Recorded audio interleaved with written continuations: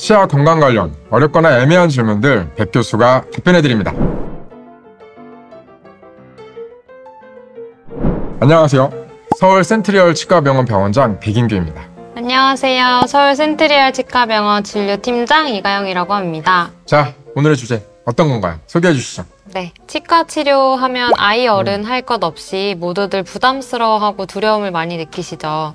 이것을 치과 공포증이라고 하는데요. 치과 공포증 때문에 제때 치료를 못하고 미루는 분들이 많습니다. 그렇죠. 그냥 어지간히 아파서는 자꾸 안 오시려고 하죠. 그렇죠? 근데 치과 치료를 미루다가 이제 적절한 시기를 놓치게 되면은 증상도 악화가 되고 치료해야 할 범위도 커지게 되는 경우들이 많아요. 그러면 또 시간과 비용 부담도 더 커지게 되죠. 가장 가기 싫은 병원이 치과라는 말이 있는데요. 치과에 가는 것을 주저하는 이유도 다양합니다. 그렇죠. 많이 있죠. 네. 치과에서 나는 소리가 되게 무섭다. 치과 특유의 양냄새가 싫다. 그다음에 얼굴에 소공포를 덮기 때문에 폐쇄공포증을 느낀다.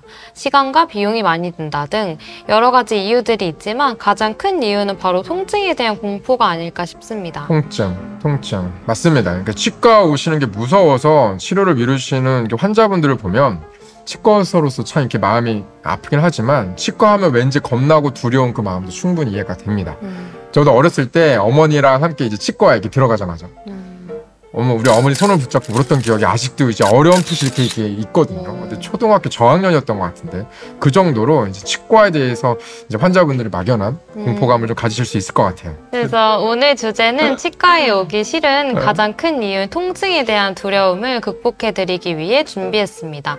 바로 치과 마취 활용백서인데요. 의료진이 치과 치료 과정에 적절히 처방하는 치과 마취를 잘 알고 활용하면 통증을 덜 느끼며 치료받을 수 있는데요. 그래요, 맞습니다. 우리가 좀 알고 있으면 조금 덜 무서울 수 있겠죠. 치과 치료 시 환자분들이 통증 없이 편안하게 치료받으실 수 있도록 필요에 따라 경우에 따라 다양한 마취를 시행하고 있는데요. 마취는 치아의 신경을 차단하거나 진정시키는 데 사용이 되면서 치료의 종류나 환자의 상태에 따라 여러 가지 방법을 적용할 수가 있습니다. 오늘은 치과에서 주로 사용되는 마취 방법과 그 특징들을 좀 알려드리겠습니다. 치과에서 사용하는 마취는 어떤 것이 있나요?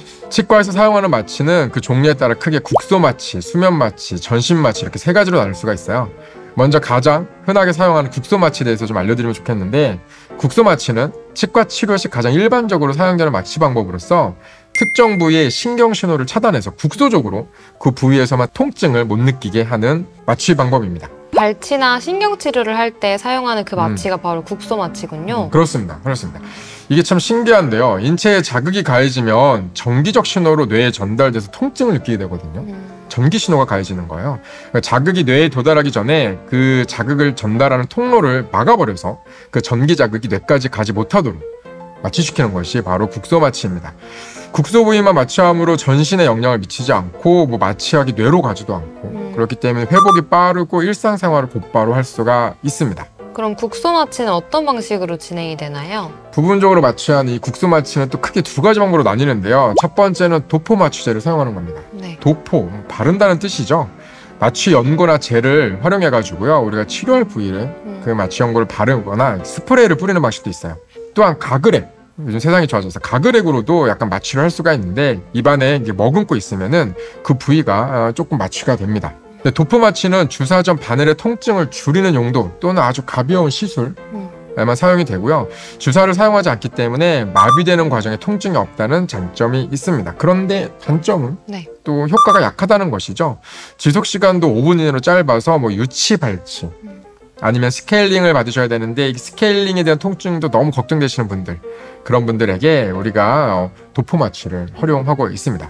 두 번째는 많이들 아시고 또 많이들 경험하신 방법인데요. 바로 주사 방식입니다. 약물이 잇몸뼈로 스며들어서 그 안에 있는 신경들의 감각을 차단하는 방법입니다. 지속 시간은 도포 방식보다는 훨씬 긴 한 2-3시간 정도이고요. 충치 치료나 신경 치료, 발치, 임플란트 시술 등 거의 대부분의 경우에 사용하고 있습니다. 다음은 수면 마취에 대해 알려주시겠어요? 수면 마취는 진정 마취, 의식화 진정법이라고도 하는데요. 마취와 동시에 환자를 이완시키고 긴장을 완화시키는 방법으로 환자는 반응을 할 수는 있지만 매우 편안한 상태가 되는 겁니다. 주로 치과 공포증이 심한 환자나 장시간의 치료가 필요한 경우에 사용하게 되는데요.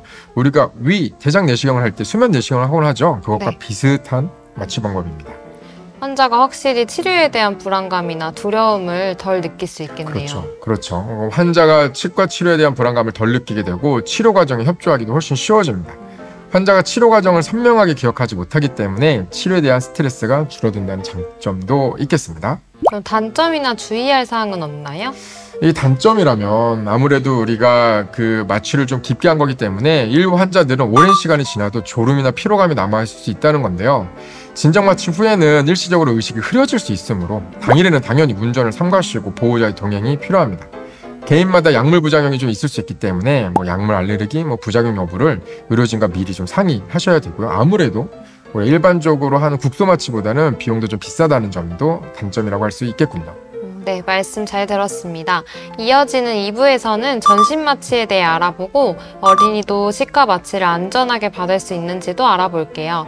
그리고 마취 부작용에 대해서도 함께 알아보겠습니다. 몇 해 전에도 안타깝게 사고가 나가지고 뉴스에서 좀 나온 적이 있었는데 행동 조절이 어려운 환자, 다른 마취보다 위험이 다소 높겠죠, 그렇죠? 당장 가기 싫은 병원 1순위 치과라는 말처럼 수십 년 전처럼 무식하고 아프게 이렇게 무섭게 치료하지 않습니다.